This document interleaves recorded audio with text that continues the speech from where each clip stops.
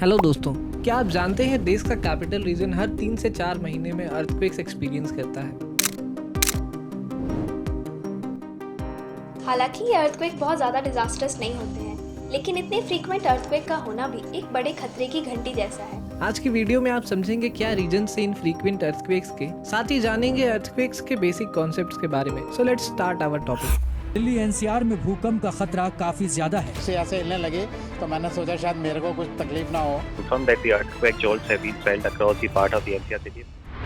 Earthquake को अच्छे से समझने के लिए अर्थ के स्ट्रक्चर को ब्रीफ में समझना जरूरी है। पूरे अर्थ को 3 लेयर में डिवाइड किया गया है, क्रस्ट, मेंटल और कोर। क्रस्ट और अपर सॉलिड मेंटल के पोर्शन को साथ में लिथोस्फीयर कहा जाता है। लिथोस्फीयर कई सारे टेक्टोनिक प्लेट से बना हुआ है। ये सारे टेक्टोनिक प्लेट्स एक सिंगल पीस नहीं है, बल्कि ये 7 मेजर और कुछ माइनर प्लेट्स में डिवाइडेड है। ये टेक्टोनिक प्लेट कंटिन्यूअसली बहुत धीरे स्पीड से मूव करते रहते हैं। यही वो टेक्टोनिक प्लेट्स है जिनके कारण अर्थक्वेक होते हैं। कैसे, आइए समझते हैं। जिस प्लेस पर 2 टेक्टोनिक प्लेट्स मिलते हैं उसे फॉल्ट लाइन कहा जाता है। इन फॉल्ट लाइंस के बारे में साइंटिस्ट को तब पता चला जब 1906 में यूएसए के सैन फ्रांसिस्को सिटी में एक बहुत ही डिस्ट्रक्टिव अर्थक्वेक आया। साइंटिस्ट ने नोटिस किया कि कई प्लेसेस पर जो फेंसेस लगे हुए थे वे अपने जगह से 8 फीट दूर शिफ्ट हो चुके थे, जो कि बहुत ही स्ट्रेंज था। इनसे उन्हें एक पैटर्न मिला। जिन प्लेसेस पर भी फेंसेस शिफ्ट हुए थे उन्हें एक लाइन में कनेक्ट किया जा सकता था। और कुछ ऐसा नोटिस हुआ कि लाइन के एक साइड का एक पूरा सेक्शन दूसरे सेक्शन से थोड़ा आगे शिफ्ट हो गया है। इसी शिफ्ट और लाइन को आज साइंटिस्ट फॉल्ट लाइन कहते हैं।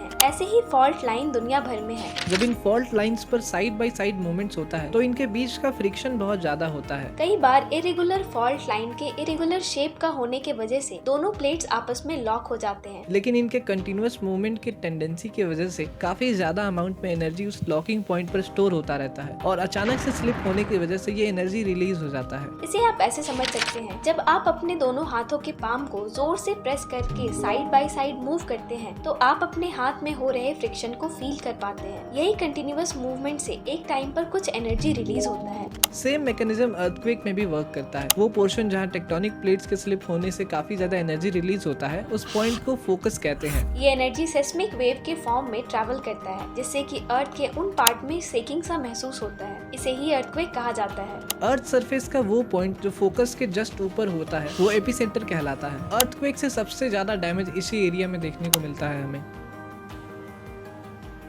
आपने कई लोगों को ये भी कहते हुए सुना होगा कि अर्थक्वेक आने से पहले ही कुछ एनिमल्स को पता चल जाता है। इसके पीछे का रीजन है अर्थक्वेक वेव्स। 2 टाइप्स के अर्थक्वेक वेव्स होते हैं, बॉडी वेव्स और सरफेस वेव्स। जैसा कि नाम से ही पता चल रहा है, बॉडी वेव्स अर्थ के बॉडी यानी लेयर्स में ही मूव करते हैं और ये फास्टेस्ट वेव्स होते हैं, और सरफेस वेव्स जो कि केवल अर्थ के सरफेस पर मूव करते हैं। बॉडी वेव के 2 टाइप होते हैं, पी वेव यानी प्राइमरी वेव और एस वेव यानी सेकेंडरी वेव। पी वेव्स ही वो फर्स्ट वेव्स होते हैं जो कि सीस्मोग्राफ में रिकॉर्ड किए जाते हैं। सीस्मोग्राफ वो डिवाइस होता है जिसका यूज अर्थक्वेक को मेजर करने के लिए किया जाता है। कहा जाता है कुछ एनिमल्स जैसे कि डॉग्स, कैट्स, डॉल्फिन्स ये इन वेव्स को अच्छे से सेंस कर पाते हैं और इन्हें अर्थक्वेक के आने से पहले ही पता चल जाता है। इन अर्थक्वेक से होने वाले डिस्ट्रक्शन को मेजर करने के लिए रिक्टर स्केल का यूज किया जाता है। इस स्केल में सबसे कम इंटेंसिटी का जो अर्थक्वेक होता है वो 1 पॉइंट मैग्नीट्यूड का होता है और मैक्सिमम डिस्ट्रक्शन वाला अर्थक्वेक 10 पॉइंट मैग्नीट्यूड का होता है। इस स्केल की स्पेशल बात ये है कि ये एक लोगैरिथमिक स्केल है, यानी 8 रिक्टर वाला अर्थक्वेक 7 रिक्टर वाले अर्थक्वेक से 10 गुना ज्यादा डिस्ट्रक्शन वाला होगा। अगर पास्ट में आए कुछ डिस्ट्रक्टिव अर्थक्वेक की बात करें तो 26 दिसंबर 2004 को इंडोनेशिया के सुमात्रा आइलैंड से ओरिजिनेट हुए एक 9 रिक्टर वाला अर्थक्वेक के वजह से 13 कंट्रीज इंक्लूडिंग इंडिया में हुए सुनामी से 2 से 3 लाख लोगों की जान चली गई। इसके अलावा साल 2015 में आए 7.3 मैग्नीट्यूड के नेपाल अर्थक्वेक्स में करीब 9,000 लोगों की डेथ हो गई और मिलियंस का इंफ्रास्ट्रक्चर लॉस हुआ।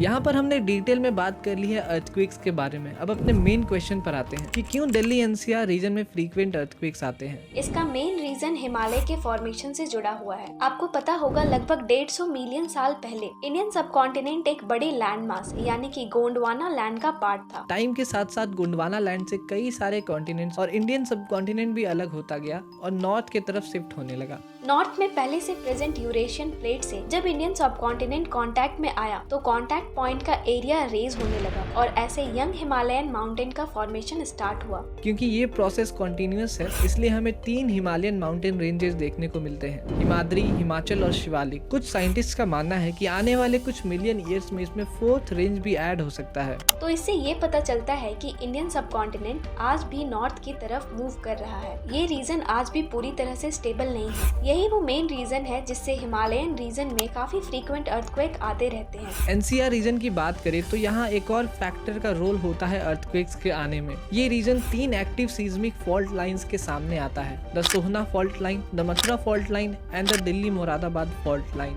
और इसीलिए दिल्ली एनसीआर रीजन में अर्थक्वेक बहुत फ्रीक्वेंटली आते हैं। हालांकि इन अर्थक्वेक का मैग्नीट्यूड 3 to 4 रिक्टर का ही होता है, लेकिन फ्यूचर में ये मैग्नीट्यूड इंक्रीज भी हो सकते हैं। दिल्ली का ये पार्ट जोन 4 में आता है, जो कि एक सीवियर कैटेगरी माना जाता है। पूरे इंडिया को 4 सीस्मिक जोन्स में डिवाइड किया गया है, zone 5, zone 4, zone 3 and zone 2। Zone 5 में सबसे ज्यादा अर्थक्वेक के चांसेस होते हैं और वहीं जोन 2 कम खतरे में आता है। इस कैटेगरी में पहले जोन 1 भी होता था, लेकिन अर्थक्वेक के इतने फैक्टर होने के कारण किसी भी प्लेस को 100% अर्थक्वेक फ्री नहीं कहा जा सकता, इसीलिए जोन 1 के कैटेगरी को हटा दिया गया है। तो ये रीजन था दिल्ली में हो रहे फ्रीक्वेंट अर्थक्वेक्स का। वी होप आपको ये टॉपिक अच्छे से समझ आया होगा। ऐसे ही और इंटरेस्टिंग वे में नए कंटेंट्स को देखने और समझने के लिए हमारे साथ बने रहिए। Thank you for watching, see you in the next one.